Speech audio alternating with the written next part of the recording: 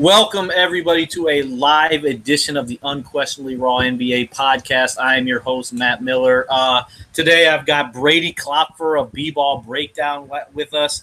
We got Lance Roberson of 16 Wins a Ring with us again. Finally, it's good to have him back. And then once again, obviously, we've got Gonzo joining us. And today, we're going to continue our team previews, and we're doing the Phoenix Suns tonight. Yes, we got the Phoenix Suns. And I'm going to start with Brady. Off-season, obviously not much happened. You draft Josh Jackson. You bring back Alan Williams. I mean, what do you have to say about the Phoenix Suns off-season?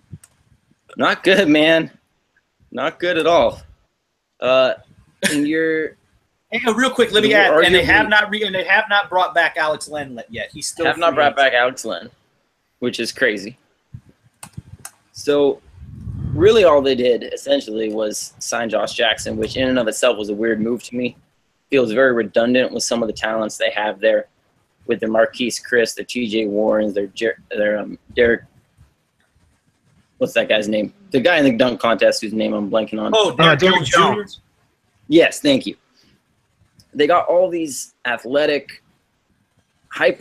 wings with no polish to their game. Mm-hmm.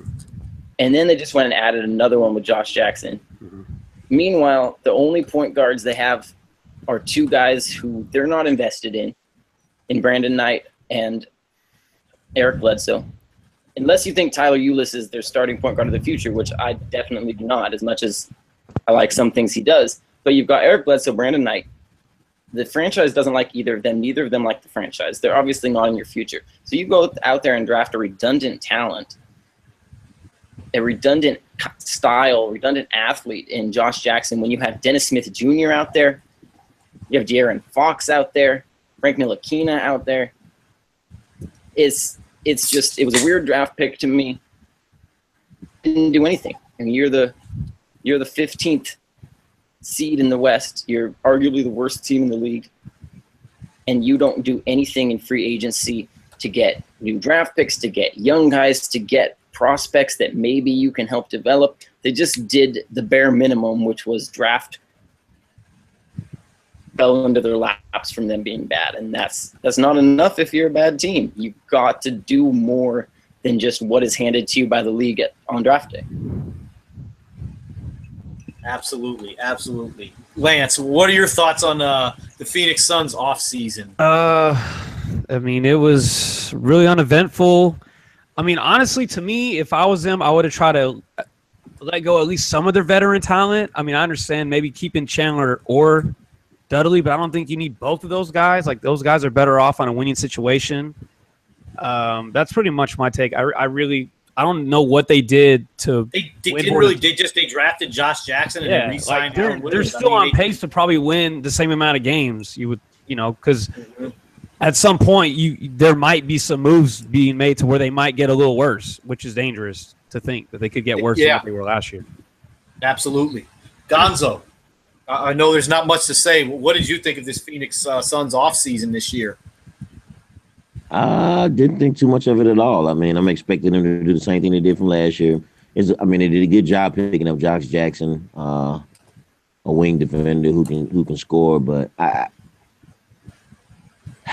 it's funny because the Suns are bad, and a lot of that is because they have talent on the team. It's just they're in the Western Conference, and a lot of other teams in the Western Conference are much better. It's like I feel sorry for some of these teams. Like somebody like the Suns, you put them in the East, they'd be a playoff team. Damn, we know how Gonzo feels about the East. Then, they really did do it. I mean, obviously everybody's got an NBA draft unless you don't have any picks. So, I mean, you get Josh Jackson, not a bad pick. I mean, he's going to be a real. I mean, we look at him. The ceiling. Everybody looks at him. Should be an elite defensive player. Offensively, he can do some things with the ball. He did. I mean, he had some moments shooting the ball, but still, that's the biggest knock on him. Can he consistently make NBA threes? We know he's going to be good defensively. He can put it on the floor, get to the basket a little bit. Alan Williams, good energy guy off the bench, maybe spot starter here and there. But, honestly, there's not much to talk about because, really, they draft Josh Jackson and they re-sign, out that. What can you really say? I think Alan – I'm not the biggest Josh Jackson fan. I think he can be a good player, and I think he's going to be a good player. Do I think he's going to be a superstar? I would say no now. And I know our guy Kurt Lowe thinks he's the best player in the draft. We're going to find out. We're going to find out. No, that's not a knock on you, Kurt Lowe. But, yeah, Kurt Lowe really likes Josh Jackson. It's a hot take right there, boy. Yeah, he really does like Josh Jackson. We'll see. Kurt Lowe likes we'll see his how hot he takes. does. That's going to lead us into the depth chart now. We'll start with the starters. Lance, how do you see this starting lineup shaking out? Not what you would do. What you think is going to happen, though. It's not what you would do. I guess it would just have to be Eric Bledsoe, Booker, Jackson, and see. This is where I don't know. Would it be Marquise Chris or Bender? Absolutely. It would be Chris. Absolutely. It would be Chris and then Chandler, right? That's what that's what I would think, right? But because Bender, I've seen moments of him, but he really didn't get no burn last year. No, that's a shame. That was a mistake. I don't know what to think because he had moments, but I mean, he didn't get enough burn, so I can't really judge him, Mm-hmm. Absolutely. Brady, how do you think this Phoenix Suns starting lineup rounds out? Yeah, same way. I think it's for sure going to be Bledsoe, Booker, Jackson, Chris, and Chandler. Mm-hmm. You kind of think it'll shake up as the Yeah. I mean, especially right now they don't have Alex Len. Who are they? Unless they go small, which they're not going to. They don't really have to do that thing. Yeah. Besides Booker, I guess, and maybe besides Booker, they don't really have much there. But it's the same thing we were talking about with the Knicks on Wednesday, Matt. Where I think all these bad teams, they feel this obligation to show the fans, to pretend to the fans that their team has a chance this year. Mm-hmm. So you start the veterans, you start your Eric Bledsoes and your Tyson Chandlers because you want to tell the fans that you are trying to do everything you can this year to make the playoffs and that you have a chance, even though you don't. Brady, real quick. So do you think, as far as your case with that Tyson's only starting because of that, or do you think he's like a legit should be starting on this team? Well, I think on this team he should be starting just because they don't have a center prospect. I don't think Eric Bledsoe shouldn't be starting, even though he's clearly their best point guard, but you're a bad team who doesn't want to have him around anymore. Put him on the bench, put him on the chopping block, shop him around, and see what Tyler Ulis can do. But we were talking about this on Wednesday with the Knicks and how they're probably going to start Joakim Nova over Hernan Gomez because they gave him money. If he's healthy. If he's healthy. Yeah.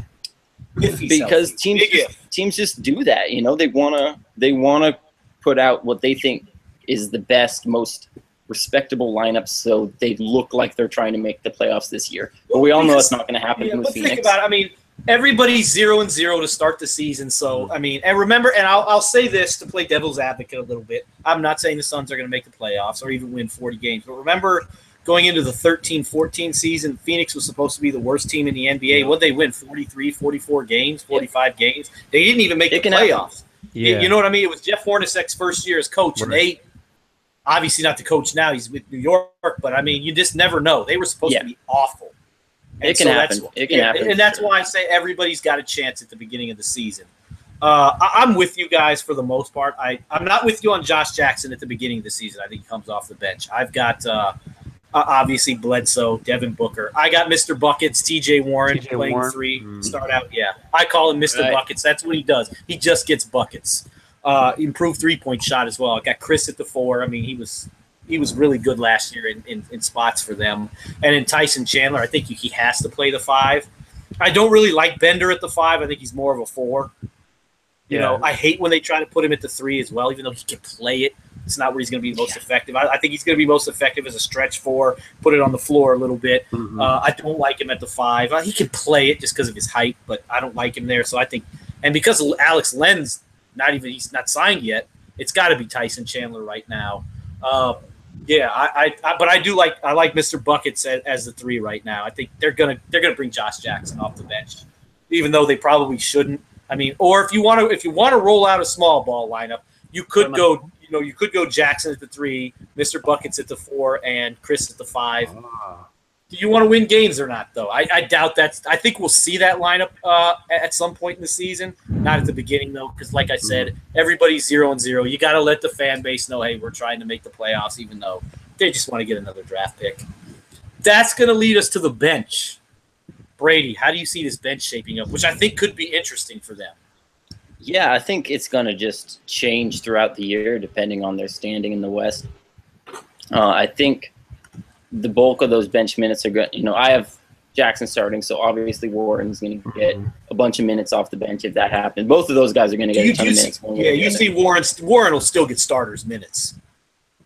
He'll still get starters minutes for sure. And I'm kind of coin flip as to whether or not he's going to start. I'm always curious with teams whether they chose to take the development method with their rookies of throwing them into the fire or kind of bringing them along slowly with the second unit. So I think Jackson will start and Warren will get starters minutes off the bench. Get a lot of minutes this year, thank God. They certainly need to give him a lot. I think Tyler Ulis is going to get a lot of minutes. Starting Bledsoe, I still think they're trying to pound that as potential point guard of the future, and they're going to be putting him there in the fire. Alan Williams obviously is going to get a lot of minutes in that role off the bench, and I think Jared Dudley is going to get a fair amount at the beginning. But I think we're going to see just a wholesale shift with that team at some point, because Eric Bledsoe is going to get minutes early. Jared Dudley's going to get minutes early. Tyson Chandler's going to get minutes early. As soon as they hit, January and they're 5-19 or something, let's get a lot less minutes. Yeah, and then you're going to see a lot more for those younger players coming up. You're going to see more minutes for Derek Jones Jr. and so it's going to fluctuate, I think, a lot through the year as it does for most bad teams, from veteran heavy to kind of young player heavy. They'll start with the veterans and go to the young guys. Gonzo, how do you see this Suns bench shaping up? Who do you see getting the minutes off the bench? Well, my starters are going to be we didn't go to Gonzo. My bad. Yeah, Ulis. You think Ulis starts? Yeah, I think Ulis starts. It's going to be Devin Booker, small forward TJ Warren, power forward Chris. Center is going to be Tyson Chandler. Off the bench will be Bender, Josh Jackson because they need scoring, and Eric Bledsoe. I think they'll get the bulk of the minutes. And Dragan Bender. Like I said again, I wanted to comment on something you said earlier. You said that everybody starts at 0-0-0, and everybody has a chance. I think realistically, only 16 teams have a chance because only 16 teams make the playoffs. When I say everybody has a chance, I mean to get in the playoffs. That's where I'm going at. Not to win the championship. But out of those 14 teams that usually don't make it, you can almost guarantee. Gonzo, let's narrow it down. Only one team has a chance to win the championship this year. To win the championship, right? Really, realistically. I'm going. The Celtics, right? Oh God, it's 30 teams. You got 30 teams. You got 14 who want me to playoffs. I think realistically, out of those 14 teams, 4 of those teams have no shot before they even started the season. Like they just don't have a chance. I'd say more than that. Even if they won't admit it. I'm just being nice. I mean, like this really 14. Let's not depress the season before it happens. All right, I want to be. But you know what, Lance? This is how it is it's like this every. It's like this every year. There's only teams you look at. Those 4 teams, those 4 or 5 teams are championship contenders. And the Spurs aren't on that list anymore. The Spurs they're on the list, but barely. Huh? I'm not as high on the Spurs this year as a lot. I love the Spurs as a Mavs fan. I still love the Spurs, but man, I'm not as high on them. I don't want to get off topic, but yeah. We'll do a Spurs preview coming up. We'll have that. Yeah, man. I think this bench. I like Tyler Hughes as the point. I think early it'll be Brandon Knight at the 2. At the 3, Josh Jackson. At the 4, Dudley, and I think Bender will be the 5. That's what I think. I think Alan Williams will play spot minutes. Alex Len, I don't think he's going to be back. If he were going to be back, I think they'd have signed him already. So I'm not worried about Alex Len, but that's how I see the lineup shaking out on the bench. I think Bender is going to get good minutes. I think he's got a lot of good skills, and he showed some flashes last year. They just didn't use him enough. Eventually, I think Derek Jones Jr. will take over as the backup 2 guard once they find a way to either waive Brandon Knight or trade him. Don't think he has much trade value right now because he's got it. I don't know what can he really do. I mean, he is what he is. So that's kind of how I see the bench shaping up to start out. I could be wrong. On this, but we're going to find out soon because the NBA season's getting there. Preseason's coming upon us, and training camp. Doesn't training camp open up in a week? basically. Yep. About a week. Yeah, about a week training camp opens up. So we're going to find out. These battles will be fought in training camp and in the preseason, and we'll see. We'll see what happens. Now I want to go to the season outlook. Gonzo, where do you see the Suns finishing in the West? Can they be competitive at least? Obviously, none of us, don't think they're going to make the playoffs, but can they be competitive?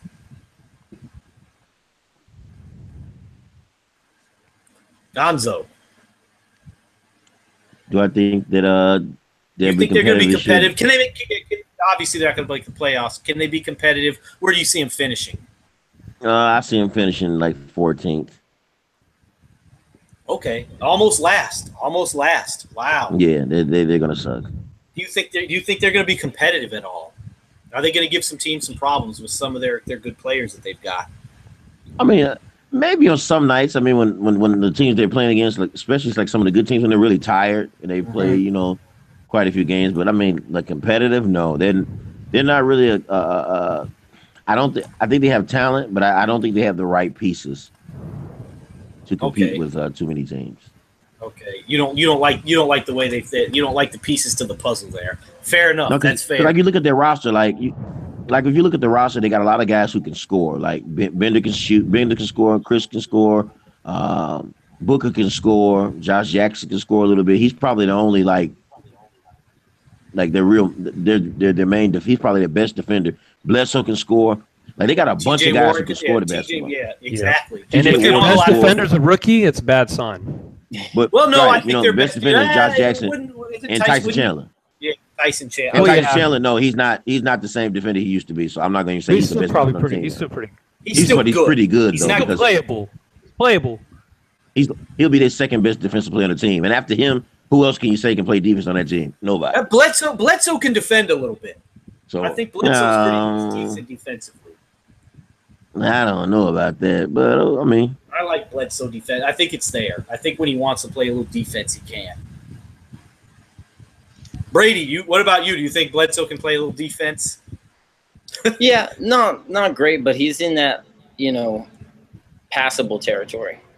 He's certainly not Isaiah or Kyrie or Westbrook. He's in that. He's not going to hurt you. And point guard is such a position defensively where if you can just play competently, you're not really hurting your team. It's not like center where you have to actually be a good defender to have a positive impact. Like if you can just hold your own, not get destroyed, fight through picks, have some knowledge of what you're supposed to do in the pick and roll, you'll be all right. And he's there. He fits that bill. He's not a. I wouldn't put him as a guy who's ever going to. He's not John Wall defensively. Yeah, he's not John Wall. He's not Chris Paul or Ricky Rubio or any of those guys. But he's the guy who you're not going to watch and be like, oh man, he really killed our chances. He's not a minus on defense. Exactly. Would you say slightly above average defender?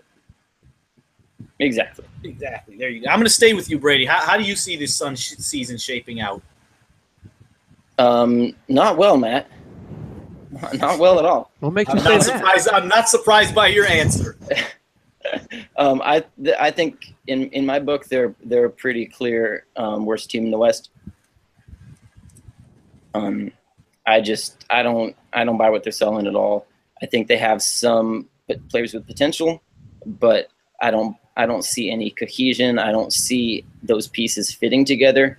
I think that they've moved in a direction away from their veterans, even though they haven't traded Bledsoe and Chandler.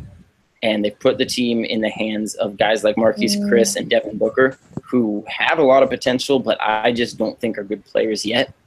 Booker's going to get you his 22 points a night, but he's going to take 21, 23 shots to get it.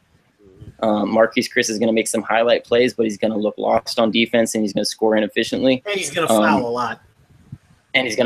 I think if they decide to stick with their veterans, which I highly doubt they will because they didn't last year, but if they start Bledsoe and Chandler the whole year through, give them starters minutes, then they're probably going to be 14 range. But I'm going to assume that they're going to keep putting this team in the hands of the young players, which they should do.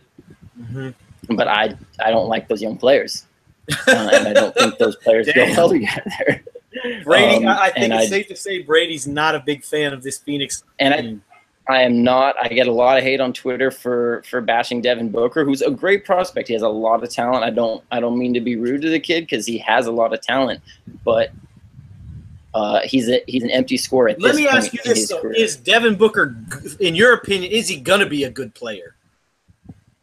I don't know. I'm not convinced he will be. I think he can be, definitely. He has a lot of skill, but he's working from a very limited angle because he's not a good defensive player at all. No, he's not a good passer at all. So really, all he does is score. And if you're gonna be a guy who just scores, and we've seen this in this league over the last 10 years or so, if you're gonna be a guy who your only skill set is scoring, you better be Kobe, sixth man, or you better be you need to be able to put up 25 points a night on really high efficiency, or you're gonna be Jamal Crawford. Yeah, it's one of those two. Yeah. So you kind of see him as either like a Kobe type offensive guy. Not saying he's going to be Kobe, better 3-point shooter than Kobe was, but or like Jamal Crawford. That's kind of I think which isn't my bad. guess is he'll be Jamal Crawford. That would be my guess. I think his ceiling is a slightly more efficient DeMar DeRozan because he can shoot the three. Oh wow! So you think he can be better than DeRozan? I think that's his ceiling. I do not think he'll get there. Wow. No, I definitely don't think he will get there. But that is, I think, in his, if you're looking at absolute best case scenario, I think he could be DeMar DeRozan with a 3-point shot, but I don't think he's going to get there, no. Okay. And he's not a guy you build your team around the way a lot of people seem to think he is. Interesting. Okay, we heard it from Brady. Lance, where are you at with Devin Booker? I want to ask you, are you with Brady on Devin Booker? I like him. I mean, I don't go crazy. Like when he did that big scoring, that big game he had, when everyone had to like manipulate it to him to get to that. Foul. Hey, they're a bad team, so he had to manipulate. They were calling timeouts. Very sad. That was sad. I mean, hey, you know what? Not that he scored, but I mean the way that they made it happen, like it wasn't natural, it wasn't organic. I mean, I like him. I'm not gonna say he's not good. I think he's good in the fact that he can score, but he's not an efficient player. But I think he'll be good one day. Like I don't know about all-star good, especially in the West. But he's gonna be a good player. Yeah, he's gonna be in the league 10 years from now. Okay. Yeah. Oh, definitely. I mean, the guy averaged 22 points a game as a 20-year-old. You never know. He did average 22 as a 20-year-old, so there is that. How do you see this? A lot of Monte Ellis in his game, though. Yeah, he's a much better shooter. Like that. He's a better shooter, though. That's true. Yeah. That is very true. That's what Devin Booker can really shoot the basketball. But yeah, if he can't create, I think he's good. I actually think he's going to be a good shot creator, though. I think he can. Right. No, I like what he can. He's still young as hell. Yeah. So I'm higher than him. I don't want to doom him. That's okay, I'm not though. Doom him or anything. No. But Lance, how do you see this Phoenix season shaping? They might win 1 or 2 more games. I'm not. They won 24, I think, last season. Yeah. So maybe 25 wins. 25, 26 games, and they still might finish because I think the Lakers will be probably just a little bit better than them. So they might finish last in the West. I'm higher in the Lakers than you are, but we'll save that for when we do our Lakers preview. Okay, I see where I think. But this is coming strictly from off-season moves. Yeah, which they didn't make and also pending moves. Yeah. I think I'm going to get to that actually in a second. I know it's not as part of this, but I want to ask you guys something after I think Phoenix probably finishes between 13 and 15 in the West. I think they're going to be in some games. They're going to be somewhat competitive. I'm a lot higher on Devin Booker than you guys are, which is fair. I understand the criticism. There's a lot to like. Yeah, I'm not going to blast anybody who doesn't like the inefficiency and that stuff. So I won't do any of that. But I think they're going to finish between 13th and 15th in the West. That's my prediction. They'll be in some games. Now I want to ask you guys about some possible trades that could happen. I mean, you got guys like Jared Dudley and Brandon Knight. Brady, can you see maybe one of those two guys getting moved?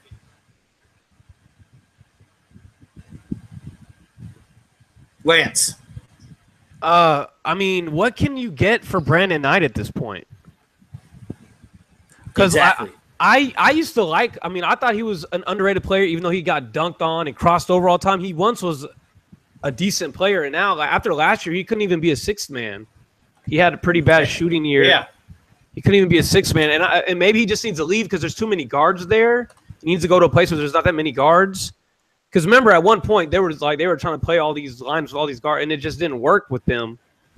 But I mean, I just don't know what you could get from him at this point. Like, no disrespect to him, because I think he's talented, but he's just having a really rough season or two. What about a guy like Jared Dudley? I mean, I don't want to get too ahead of myself, but I think most of the veterans on this team, you might not see him when the trade deadline. They won't be on the Suns because there's no reason for them to be on this Suns team. Yeah, so you could see Jared Dudley Jared Dudley's probably the number one guy of veterans on this team that would get moved, and people would want Jared Dudley. The only thing is he's making I think he's just one more year. I think Brady said, but he's getting like 10 mil, 20 mil. He's getting 10 mil. So if someone wants to eat that 10 mil for a guy that's like I mean, do you think he's a six man? Do you think he's a 7? I don't think he's a good defensive player, good team guy, and good 3-point shooter. So I think 10 million is fair for a guy like him. Honestly, that's my opinion. I don't think 10 million is a bad contract for him. I don't, because he's been good. It's fair. If you don't agree, that's fine. I don't think it's a bad I'm not saying it's an atrocious contract. It could be Tim Hardaway Jr. bad. No, I mean, because Dudley can still contribute, and it's only for one more year, so pretty much you're renting him at this point. Exactly. That's what I'm saying. Yeah. Yeah, you're renting him. So if you're like thinking you're going to go to like the conference finals and he's really going to make a difference, then you trade for him. Yeah, exactly. Brady, what anything other than that, you don't trade for him. If you're literally going to the first round and getting knocked out, no reason to trade for him. Yeah, exactly. Brady, who on this Suns team do you think is a prime candidate to get moved? Well, I think Dudley is definitely. So I looked it up. I had it wrong. He has 2 years left. Oh, okay. Okay. 2 years 20 million left. Which is, I think, still tradable. Yeah, I think it's still tradable. I mean, we saw a little bit of it last year with PJ Tucker. Obviously, slightly different players, but those kind of guys. Teams that think they have a chance will make a run at those guys who can play somewhat decent defense and shoot a somewhat decent three. Mm-hmm. Suddenly you get to the trade deadline and everyone thinks they don't have enough defense and they don't have enough threes. And they're going to want anything Dudley to get one of those guys. Yeah, and Dudley fit that mold. So I think I agree with Lance and you. I just don't see a market shaping up for Brandon Knight. I don't see a market shaping up for Tyson Chandler. Tyson Chandler Eric Bledsoe's kind of weird. Yeah. Bledsoe's just a really weird one for me because he has so much talent still. Mm-hmm. He can help a lot of teams, but at the same time, there are so many good point guards. And there's the injury issues. Yes. And it's like, who needs a point guard? Who needs a veteran starting point guard? Like, this league is divided into teams who have their franchise point guard and teams who are so bad that they want to draft their franchise point guard. But who needs a veteran starting point guard? There's just not really a market for that. Maybe in free agency, but there's really not a market on the trading block for, especially now with Kyrie having been traded and Cleveland not being a team looking for a point guard. I just don't see who for middle ground where they're good enough to want a veteran above average starter, but they don't already have a starting point guard. So in a vacuum, I think Bledsoe is the trade chip that they have, but I don't see any team that you're not going to get equal value for him. You're not going to get equal value. But I think they need to cut their losses. They need to sit here and say, we're playing to win in 3 to 5 years. Going to help with that. Tyson Chandler is not going to help with that. Brandon Knight's not going to help with that. Eric Bledsoe's. Let me ask you this, Brady: is Bledsoe a buyout candidate? Possibly.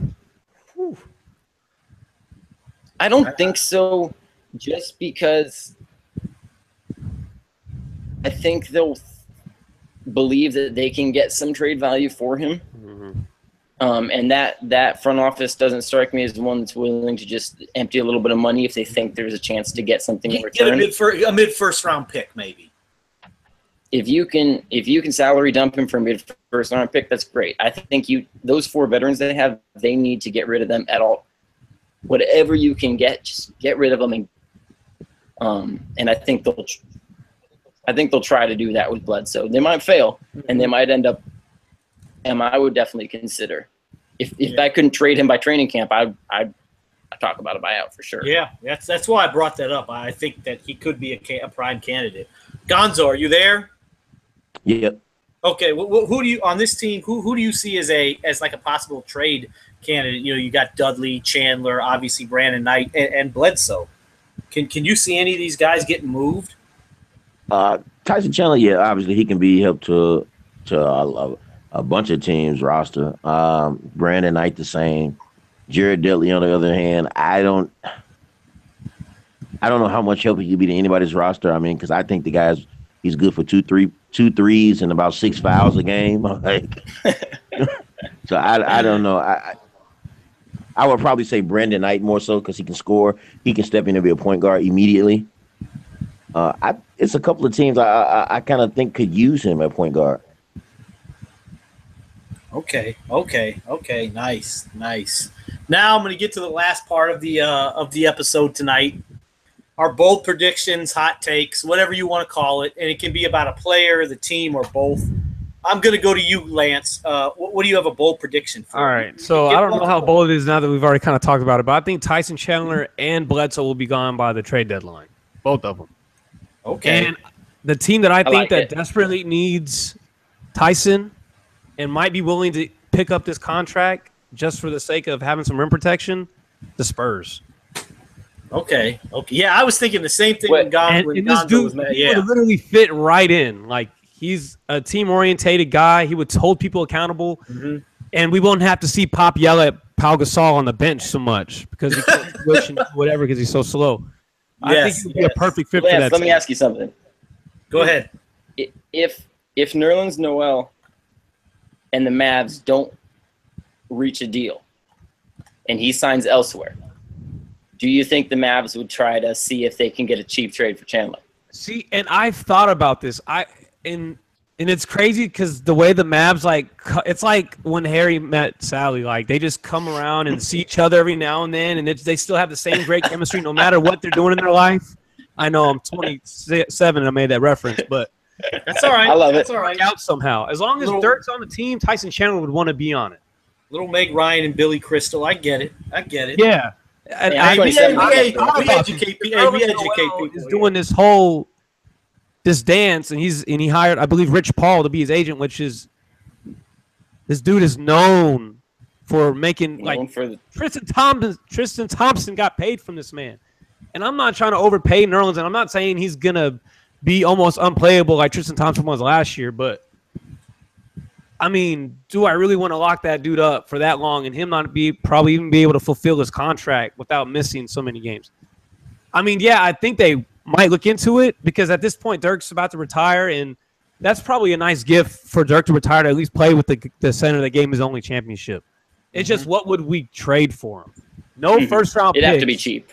Sure. Yeah, no first round picks, maybe some seconds, and I mean, maybe we can let off Powell's contract, but I doubt no one wants that. But it's at that point you got to look at the roster. And Dwight Powell was such a guy that everyone was like, oh, they were really high on him. Now, Yeah, like super high, and now he's just and I think he's a great role guy, but he can't defend really, and he gets bodied all the time. But yeah, Tyson Chandler is definitely someone I could see them looking into, even if they did sign Nerlens. If I doubt they would have money to do it, but if there was a way, I would still want them to get him anyways. But I think the Spurs have more of a chance. Yeah. Mm-hmm. Gonzo, what about you? How what's a bold prediction you have for this Phoenix Suns ball club? I have two. Number Go two ahead. is Josh Jackson won't average double digits. Okay. And number one, the Phoenix Suns will have less wins than they had last year. Nice. I like that first one. That's very bold, man. I like it. You're gonna love mine. You're gonna love my prediction. Brady. Have the Western Conference Finals. No, God. We already talked about that. Yeah, no. That's not happening. Brady. All right, I got to preface this one real quick. Everyone, as we talked about, loves Devin Booker because he puts up points and people love their points per game. So obviously people are going to see him, no matter what happens this year, as the guy on that team, the man, their best player, etc. because of just the raw point per game numbers. I think looking past the points per game, I think at the end of the season that Dragan Bender is going to be the best player on the team. Nice. Yes. Now that is a bold prediction. I really like Dragan Bender. That's not one of those like I'm saying something crazy because you asked for a hot take. I honestly believe that at the end of the year, and Dragan Bender has the skill set. That is a good hot. That is still a good bold prediction though, because most people wouldn't be thinking that. Everyone's going to think Bender, Bledsoe, Josh Jackson, T.J. Warren, guys like that, but not Bender. Chris even. Mine's gonna be about Devin Booker. I'm gonna say it. The guy's gonna average 25 a game this year. I said last year he'd average 25 and 5. I was close. I'm gonna say 25, 5 and 5 this year, and he's gonna be an NBA All-Star. Yes, Devin Booker will be an All-Star. Yes, I am a fan of Devin Booker. You know Phoenix is in the West, right, Matt? That's okay. That's okay. DeMarcus Cousins has been an All-Star a few times, and he played for trash teams. So he played for the Kings and was an All-Star. So it can happen just by sheerly putting up numbers. 25 and 5, 25 points, 5 rebounds, 5 assists. Devin Booker, book it, no pun intended, NBA All-Star. I'm calling it, yes. I'll give you good odds on that bet, man. Sure. But you know what? I've been on the Devin Booker bandwagon since the draft night. Yeah. I have been. Yeah. No reason to jump off now. Yeah, I'm a big fan of Devin Booker. I think that's going to wrap us up for tonight. And what I want to do now, we had Brady and Gonzo on. Everybody knows, but I want to, because Lance hasn't been on a while. I want Lance, everybody, tell everybody where they can find you and where they can find some of your work at. So my Twitter is Lance_972. Try to keep it simple and easy. And I cover the Mavericks for 16 Wins a Ring. You can go check me out there and among some other great writers there. So definitely check it out. Yes. Thank you, Lance. Thank you. But that's good. That's going to wrap us up for tonight. We're not going to be back Monday. We've got a little, just because of scheduling conflicts. We're going to go Wednesday, Thursday, Friday next week. And Wednesday, we're going to do the Pelicans. Thursday, we're going to do the Chicago Bulls. Friday, we're going to do the Los Angeles Lakers. Yes. We're going to do the Lakers on Friday. So far for the Pelicans, I've got Jonathan Bates coming on, he's part of the Bring the Heat podcast. He's going to join us for that one. And then I got for the Bulls, I got Alana Tahauer coming back, and we got my man James Hollis at Snotty Drippin'. He will be back. Obviously, I'm going to get Brady back again. Gonzo will be with us again as always. He's going to be on all these unless he can't. Brady, you want to do the Pelicans? Can you do Wednesday? Brady can't hear us right now. Was that me? Yes. Oh, sorry, Brady, I missed. I heard the Pelicans part. Yeah, can you do Wednesday? Can you do the Pelicans? Yes, absolutely. Outstanding. Yeah, we'll have Brady back. And Lance, it just depends on what your schedule is. You got to let me know. We're going to have Lance on. As soon as I can find out, I don't even know at this point. Yes. No.